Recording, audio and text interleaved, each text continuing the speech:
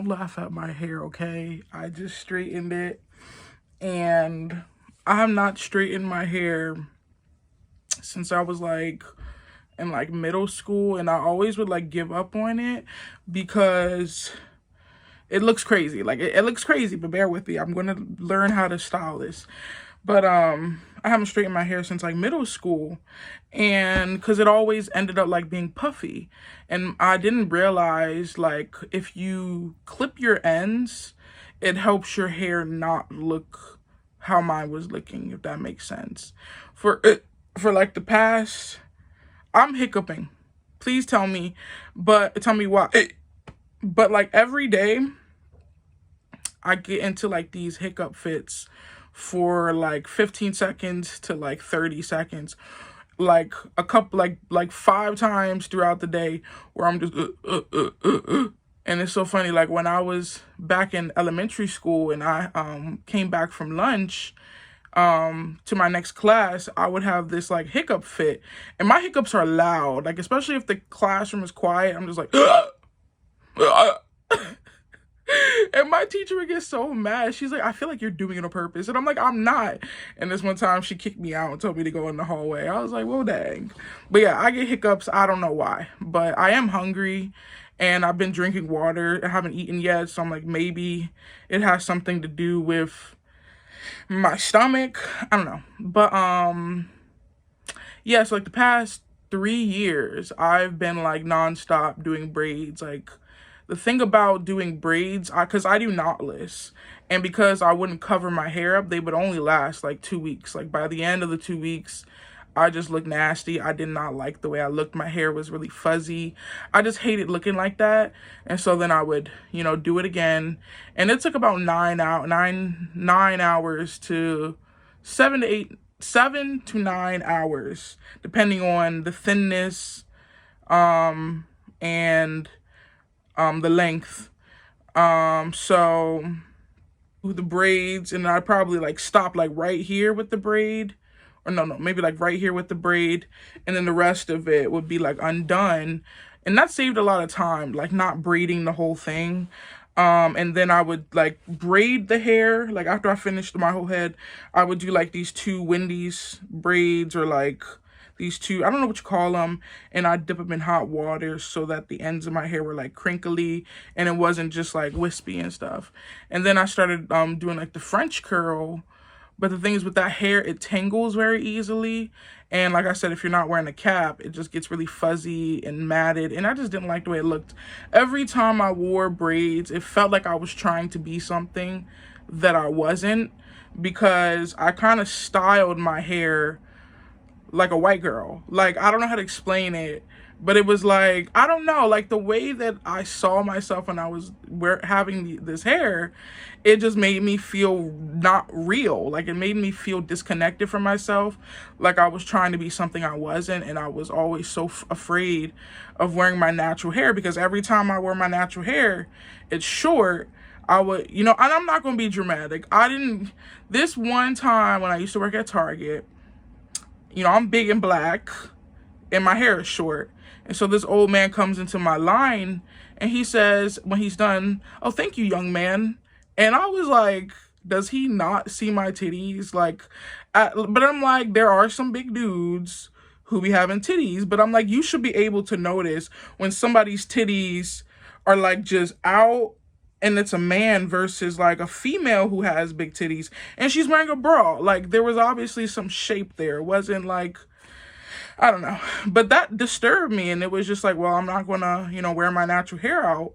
And so earlier this year, I decided to just be bold and just wear my natural hair.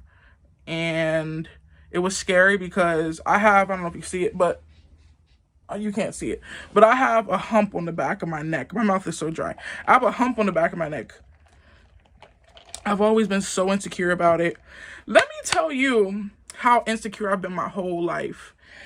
My whole life, I've been very insecure.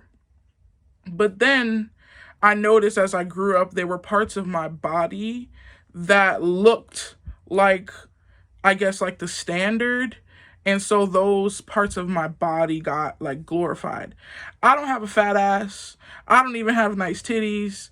I don't have an hourglass figure. I'm built like my father, who is a big man. He's 6 foot. I think he's like 6'6", 6'4". He's, big. And my mom, she's very curvy and shapely. So, I've always not felt very feminine. But there was a period of time where like I was in middle school and it was summertime and all the girls were wearing short shorts.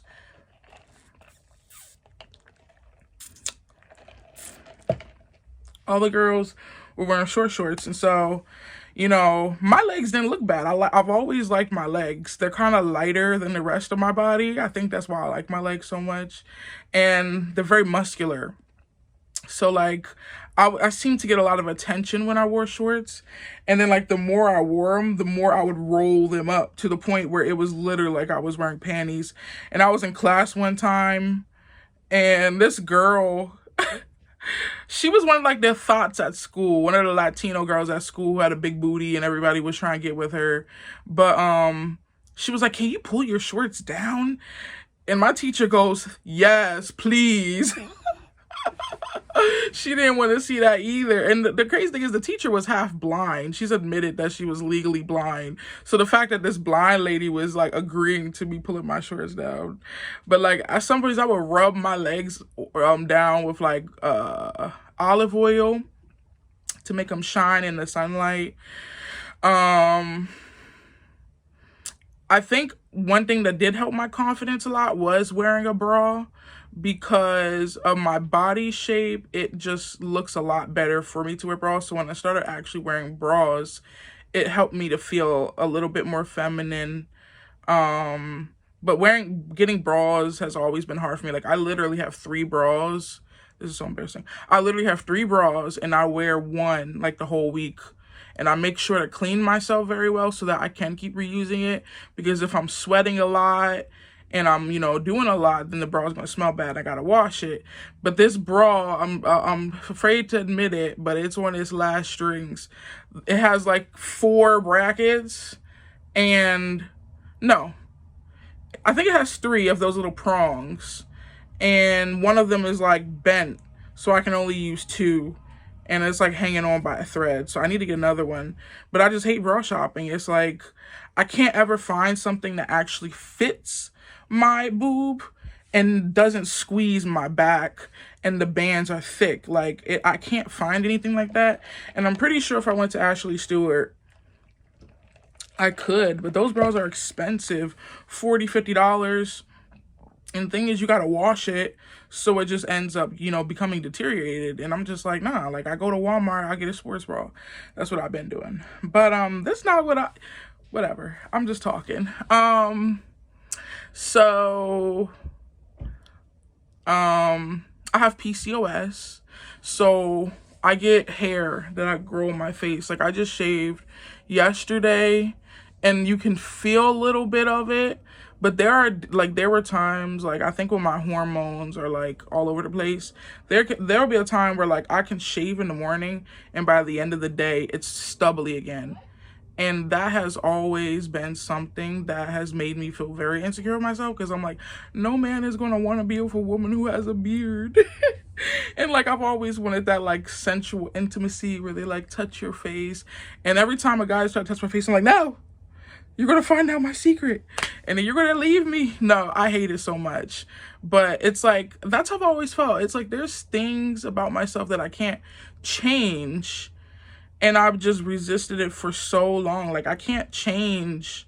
And it's like, I can. Like, if I lose weight and my hormones get balanced again, I probably won't have this problem. Who knows? Because I've seen skinny, like, average weight females who have the same issue. So I'm like, that might not fix anything.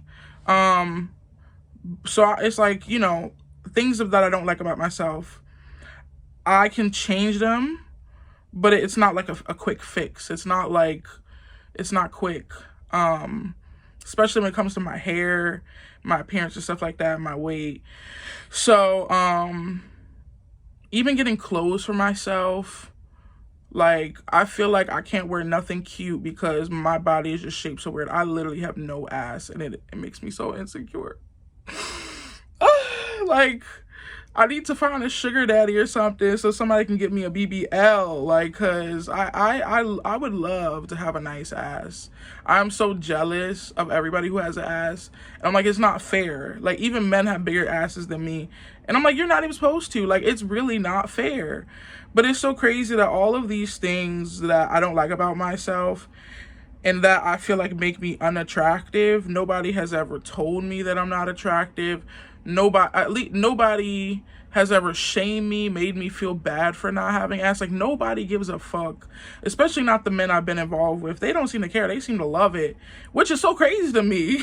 And it just makes me think, like, I heard somebody say a while ago, like, men will fuck anything. And that makes me feel like that is true, because they will fuck a 10 and they'll also fuck me, and I feel like a 0. They don't care, and they'll enjoy it no matter who it is. Like, literally. I mean, maybe there's men out there who aren't like that, but from the men that I've interacted with, which are a lot of men, you know. But my mouth is so dry. My lips, my mouth. But back to my hair. So, you know, I made the decision to start wearing my natural hair. And the first day I did it, my client's mother was like, oh my gosh, look at your hair.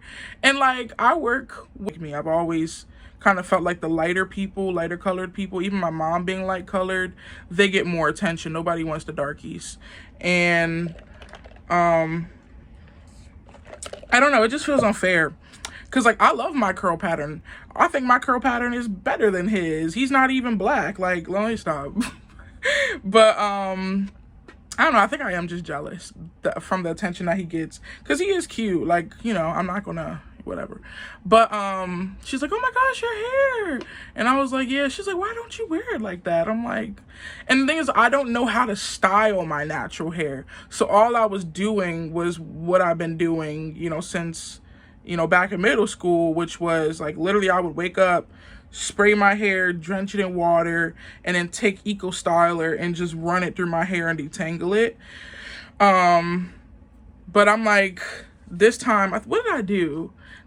I think I did use gel. I used something to define my curls, because for some reason water doesn't really define my curls. Like, what ends up happening is I can detangle my hair with water, and then as it dries, it just gets puffy, and then it just shrinks. Because like, my hair could be like all the way out here, and then as it dries, it just like shrinks down and gets really matted. So I have to use a product to define my curls, so I was using gel. But you know, after she gave me that compliment, it was like, yeah, let me try to, you know, style my hair. So I went on to, like, you know, kind of wear my natural hair. And then at one point I was like, you know what, I should try to play around with color. I dyed my hair like once in my life. I think I bleached it at one point, but I dyed it back to black, so I decided to do red. And you know, I've just been enjoying it. Like, I know I'm not a 10 out of 10, but I feel like a 10 out of 10. Like, it feels so good to be natural and to like the way that I look and feel connected to myself. I never knew that wearing my natural hair was something that could make me feel more at home in myself, because I like something that is naturally me. There were like, this is my hair. All I did was put color in it and straighten it. But I can straighten it, I can curl it, I can braid it. But, oh, and then I was wearing the twist, because I wanted dreadlocks. But I didn't know how to do that. And from what I understood, you can like instant lock your hair. But I was scared to do that, because I was like, well, once I do that, there's no going back. Like, I would have to cut my hair in order to get them out. So I was like, let me just do some twists, some starter twists. And I really liked the style, and I noticed the thinner I did them, the more they would lay down. But if I did them thick, they would kind of stick out. So, you know, I would like use edge control, and I'd retwist them with like edge control. And I love that. Like, I love that style. It made me very confident.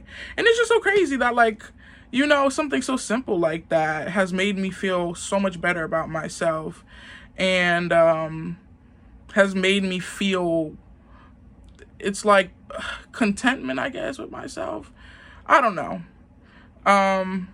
because I feel like I just look like an alien to everybody. I feel like I do not look like everybody else. Like, I feel like everybody looks like everybody else, but I don't look like everybody else. It is impossible for me to fit in. I feel like I always stand out, even if I'm not trying to, simply just because I'm big and I wear a lot of black. Like, I don't know. Like, I just feel like I'm always, I can't ever be inconspicuous. I can't ever just move and not be perceived. But I don't know if that's how it is for other people, but it's like sometimes I just want to move throughout life and not be perceived. Like, you don't have to look at me just because I come into the room. You can keep looking at your phone. Like, just because I walk past you, that don't mean you got to look at me. Like, you can just look at your phone. Like, I don't know what that is, but I hate that. But the whole point of me doing this video was because I wanted to talk. You see this? Let me put some. There we go. I'll put some Vaseline on. I wanted to talk about some of my experience using different substances. So like my parents, they smoked weed, and this was like around like high school when I actually started to notice the smell. And I never knew what the smell was. Like, I would smell it if I was in the subway station. I would smell it out in public, and I even smelled it in my home. But I didn't know what that smell was. I didn't know what weed. I knew what weed was, but I didn't know that was the smell of weed. I didn't know that was the smell of the drugs. So, you know, I don't remember what introduced me to wanting to smoke. But like whenever my parents would leave, you know, I would go into their room and I'd find like their vape pens. My stepfather worked at a vape shop. So he sold e-cigarettes all day for like 9 hours every day. And, you know, so they always had so many lying around. So I knew that if I took one, it wouldn't really be noticed because they had so many. And so I started vaping. I hope it's not dead. Okay. I started vaping at like, I say 15 or 16. And I remember the first time I took a hit, I felt so sick. The first time I took a hit, I literally like, I was in the bathroom and I took a hit and I immediately felt so sick, dizzy, like literally nauseous, sick to my stomach. My head just felt so bad. And I was like that for like, I want to say 10 minutes where I just had to lay there because I just felt so sick. And, you know, I'd take a hit and then go put it back. And then the more that I kept getting away with that, the more I would do it. But every time that I did it, I ended up feeling sick. And then it got to a point where, okay, I didn't feel sick anymore. And so like I would steal their pen and be like going on walks and just like vaping. And then I wanted to try the weed because they always had weed. And the first like 10 times I tried to get high, it did not work. Like I had no idea what I was doing. I thought that if I ate it, it would get me high. But I didn't know that you had to light it up to even get any type of effect. So I would eat it, like I'd eat pieces of it and then wait to see if I'd feel anything, and I didn't. So then that wasn't working. So then I watched a couple videos on YouTube on how to roll a joint. No, I don't think I watched videos yet. I think then I took some of their rolling paper, their, what do you call that paper? The joint paper. And I would just take like a nugget and put it like literally a big nugget and wrap it inside the rolling paper like it was a present, light it and try to smoke it. And I just couldn't, it wouldn't work. So then, what did I do? I saw the method where you take the weed and like you take a water bottle and cut a hole in the side and stab the holes in the top and light it. So when I had finally got to the point of doing that, that was the first time I got high, and I did it in the laundromat in our apartment complex, and that was the first time I got high. But it was a very little high. Like I don't even think I was really high. I don't know, but I definitely felt something that time. But when I turned 19, I got involved with this guy who had an endless supply of weed, and we would just get high all the time. I would use his bong, and Like literally, I would get so much paranoia. Like I would get so high where it's like when you're paranoid, every single thing that is happening in your environment and around you is proving the fear that it's real, that fear is real. So like one of the biggest things was I was raised as a Christian, and I knew that if two people got married, that there was like something there to be respected. And he was divorced, but I don't think the divorce was like full. So they were technically still married, and I was sleeping with him, and I would just get such this like big paranoia that God was going to kill me. So there'd be nights where I would literally like, he'd be like sitting there, and then I just get up and leave and run away from the house and like drive away, because I was just like, God, it was like God was telling me, I'm going to kill you. I'm going to kill you because you're sleeping with a married man. And as I drove, the paranoia would kind of calm down. And one day he called me. He was like, "Where did you go?" And I didn't tell him anything. Like I didn't explain that to him. But it was times things like that where I would just get really paranoid.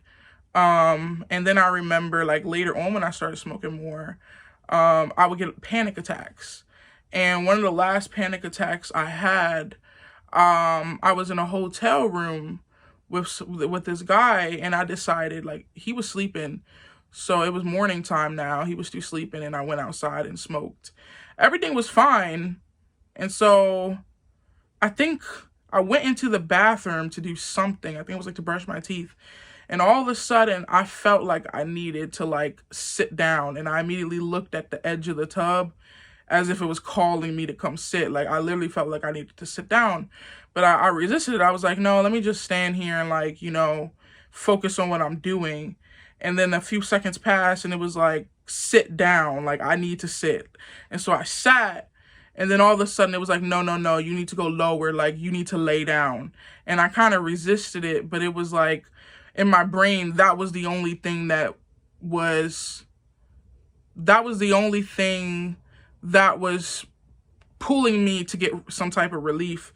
So I ended up literally like collapsing onto the bathroom floor, laying there. My heart was pounding. I felt so weak.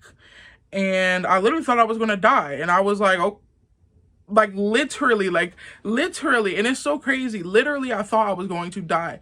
I kept imagining in my head as everything is going on, like he's going to come into the bathroom and find me here dead. And that's going to be so embarrassing, but that's what's going to happen. Like it is what it is.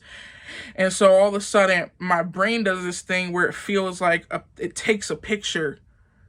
And all of a sudden, I like come back to like consciousness, and my ears are ringing. It's just beep.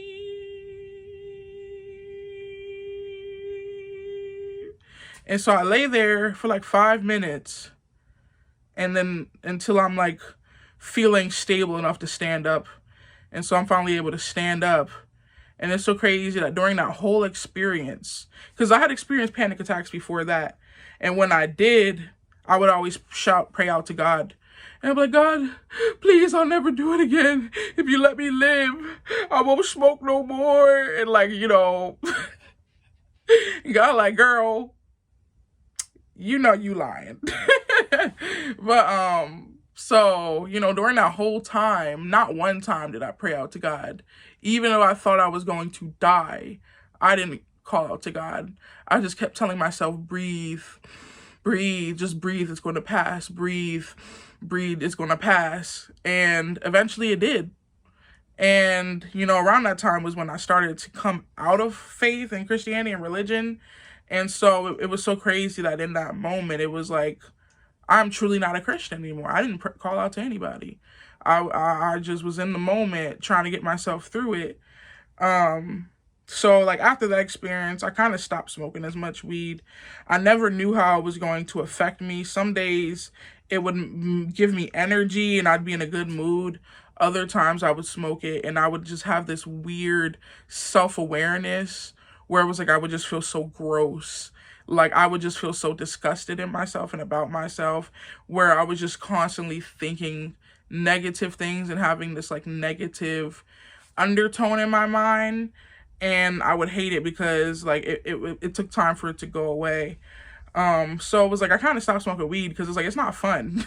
If there's like it seemed like I had more bad highs than I did good highs. So it was like it's not worth it, you know.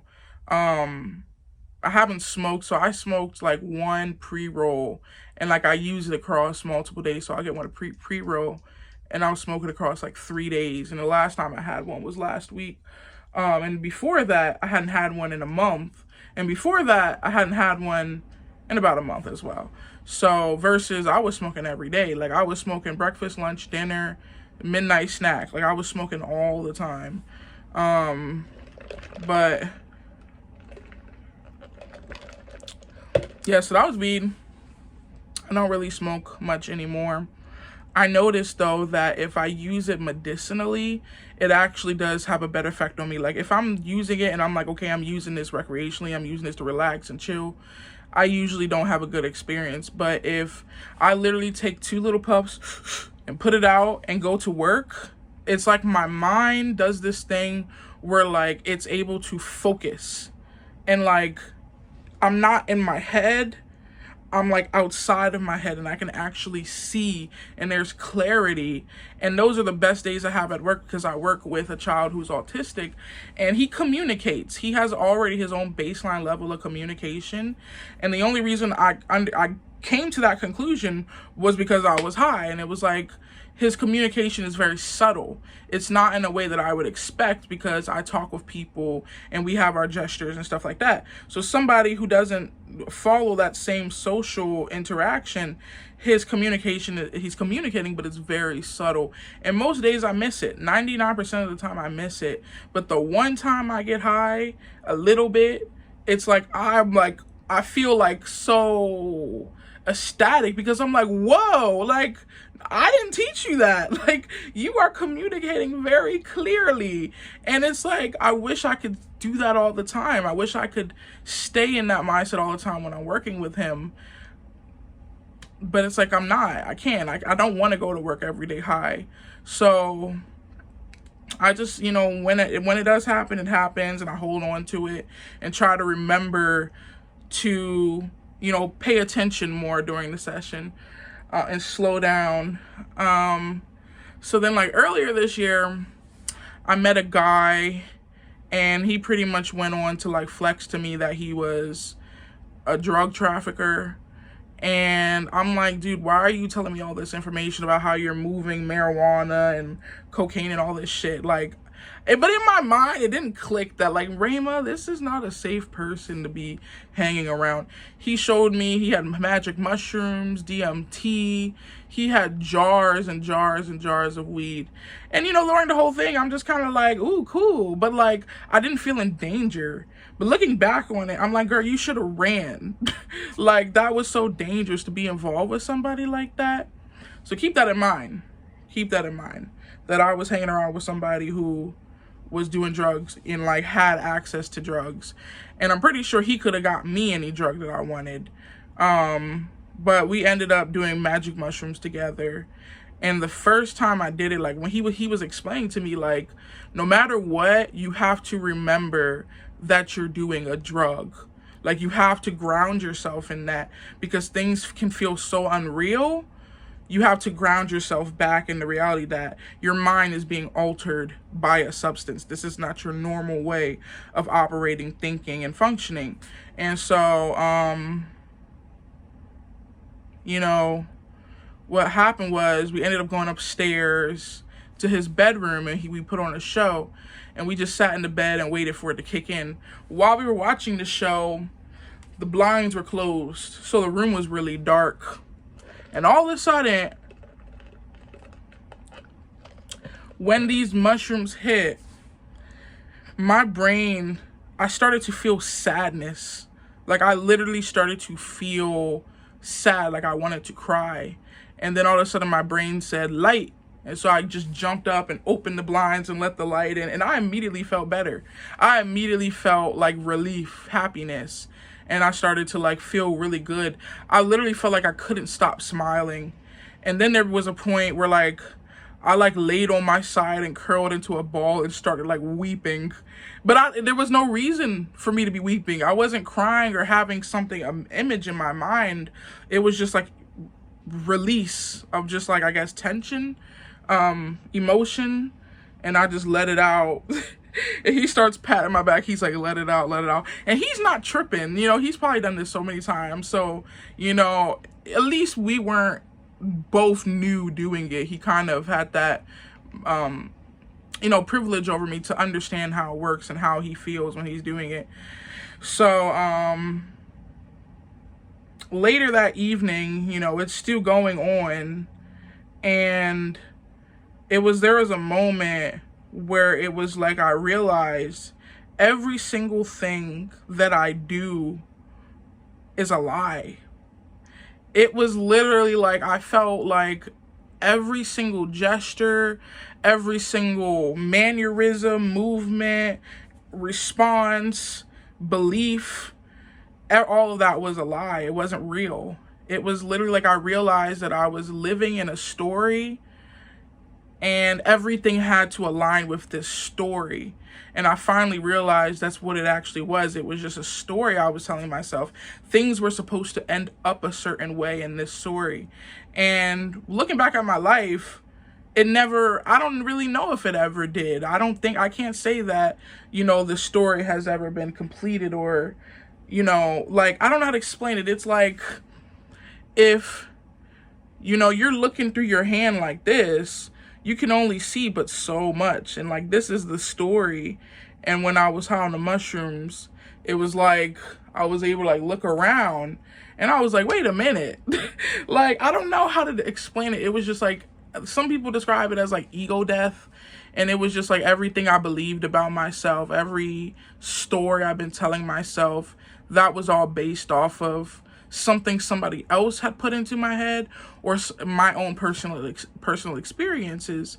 And so then after that, you know, when the mushrooms finally started to wear off, it was like I didn't go back to my normal self. It took days to get back to how I normally felt. And honestly, the whole experience scared me, because it was like, well, if everything that I've been doing is fake, and everything that I've been doing is a lie, what do I do? What story am I supposed to create? What do I do? It literally was like, what do I do? I don't know how to explain it. I really don't. I'm trying my best. But it was literally like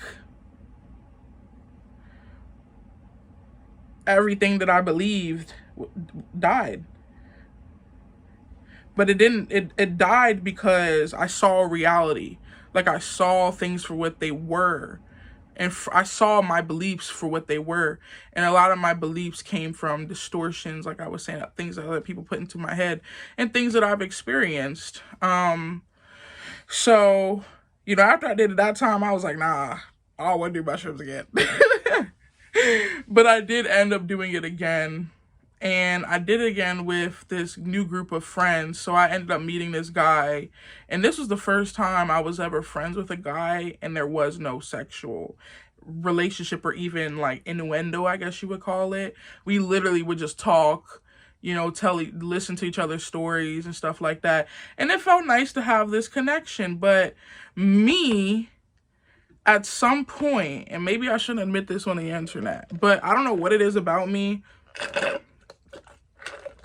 Unless it is my family, I don't think I could ever have a relationship with a man and I'm not thinking about him in a sexual way at some point. It might not be immediately. It might not be until a couple days later. But I can't have a relationship with a man and at some point I'm not using him to, like, you know, think about what he looks like naked or something. And it's not even like it's intentional. It's like literally like, that's just where my brain goes. Like, it's not like I'm making a decision to do it. It's just what happens. And so, you know, because we still did have a relationship, and he had like a little bit of my heart, because it was kind of cool to listen to somebody's story. They listened to me. They want to hang out with me. He was offering to hang out with me.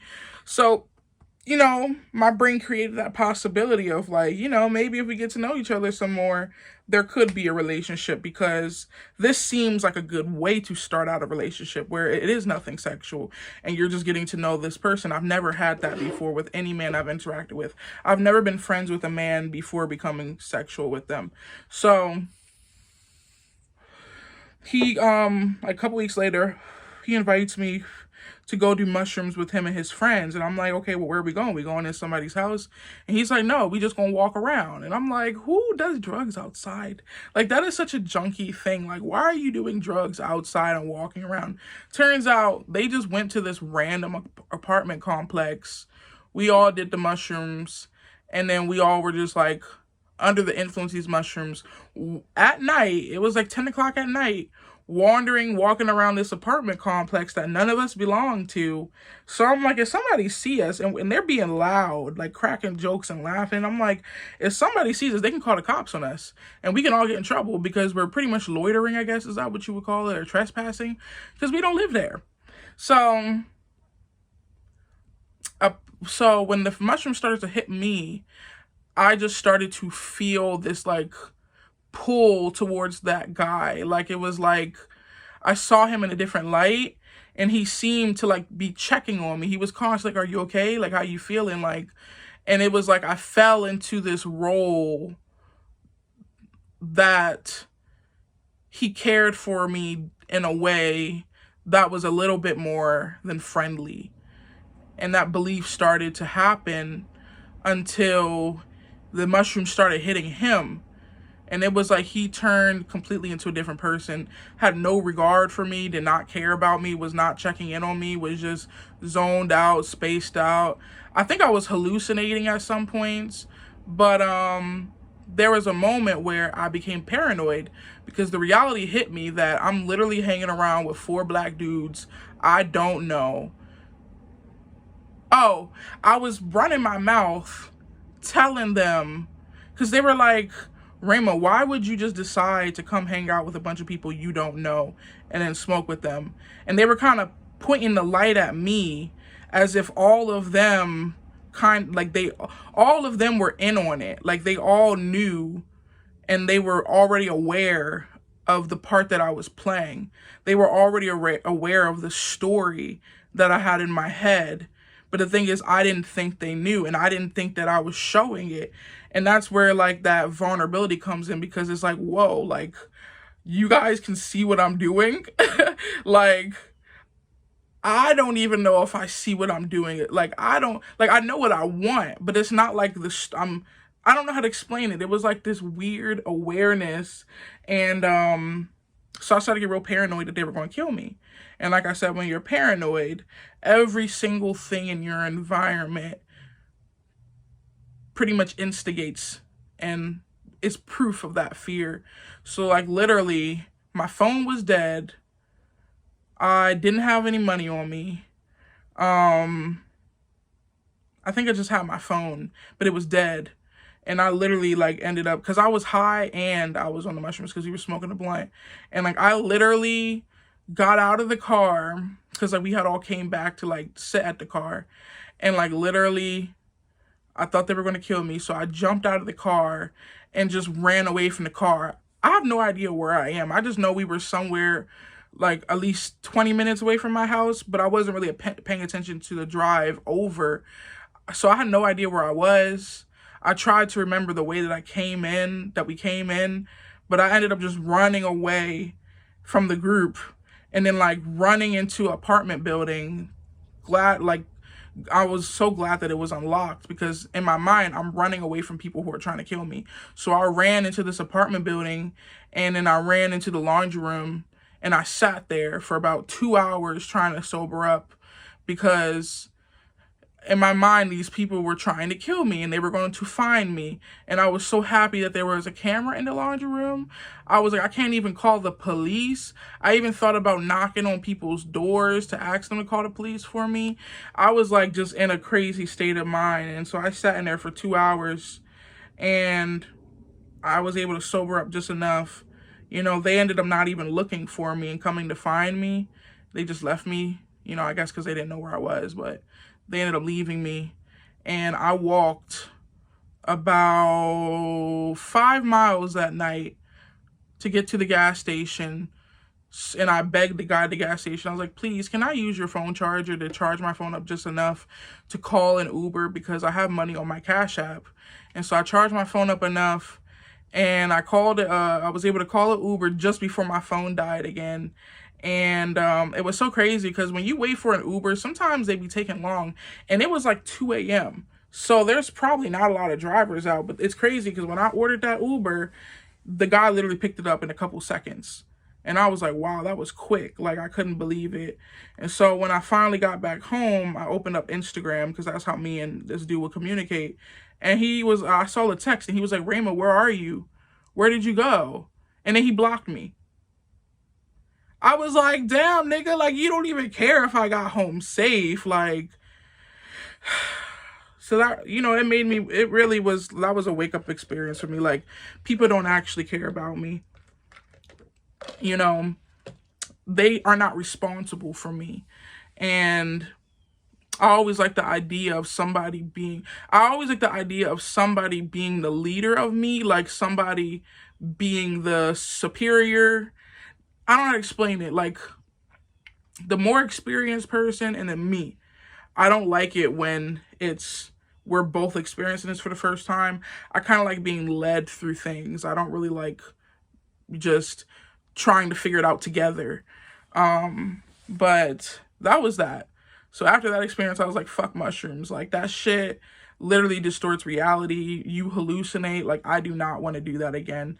It was terrifying. And I was also on my psych meds at the time. So, then alcohol has really just been a gateway to drama and chaos, because I would drink like 2 pints of vodka with the Four Locos in like one night. And then the next night I drink 1 pint with the Locos. And the night after that I drink 2 pints and a Loco. And like literally I was drinking from like Thursday up until Sunday night. And I know that was so bad for my liver. It was crazy. But it's like I would literally get blacked out. Like, I would drink until I blacked out. And or there would be some nights where like I would just piss on myself and piss on the floor, trash my room, tear everything up because I'm blacked out. And it's so crazy that after all that happened and I would wake up in the morning, I'd be like, well, look what you did, girl. Oh my gosh, you were so drunk, girl. And it's like, it was kind of okay to do those things because I was drunk. I would go on my blocked contacts and I would call all these like random people that don't even remember who they were, but all these people who I blocked just for like entertainment. I would call my ex, call this person, call that person. I even at one point called my dad and was screaming at him on the phone. And so after I was, but I excused it. It was literally like, it gave me an excuse to do things that I would not do if I was sober. If I was sober, I would not piss on myself. If I was sober, I wouldn't trash my room. If I was sober, I wouldn't be calling my ex. If I was sober, I wouldn't be calling these random men. If I was sober, I wouldn't be doing any of those things. But alcohol gave me that feeling of like no shame, no guilt. I'm just drunk. Like, I was just drunk, childishness. And so like now, I only drink once a week, and I drink on Friday nights. And I stopped buying vodka because I was buying like a lot of vodka, and I just get wine. And what I started to notice was like, because I would drink so much because I'd be like, oh, I don't feel it. I don't feel it. I don't feel it. But I noticed 1 bottle of wine. I don't know if you're supposed to drink a bottle of wine in a night, but I feel like a bottle of wine is a lot better than 2 pints of vodka and a Locos. So, I'll get a bottle of wine, cheap wine, and I'll drink that. And like, I feel buzzed. Like, I feel lit. Like, I'm good. Like, I realized that I didn't need to drink that much, but I kind of already knew that. But I wanted to get more drunker because my behavior wasn't chaotic enough. Like, I need to get more loose so I can engage more with things that I'm not supposed to be doing. And it was literally just like a drug, a substance that gave me no shame, no guilt, no nothing. Like, it was freedom, lose control.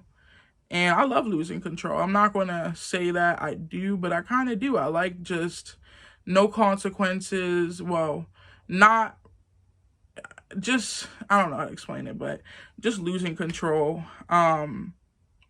So yeah, drinking has gotten me in a lot more trouble than any of those other substances, even legal trouble. And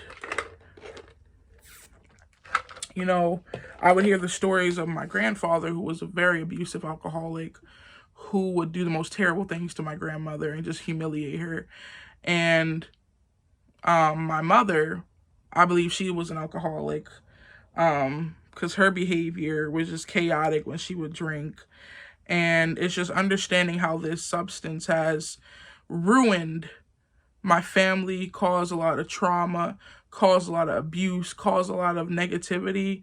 You know, some people should be like, have to get like like, I don't know, like it's, you can't get mad at the substance because the substance is doing what it does.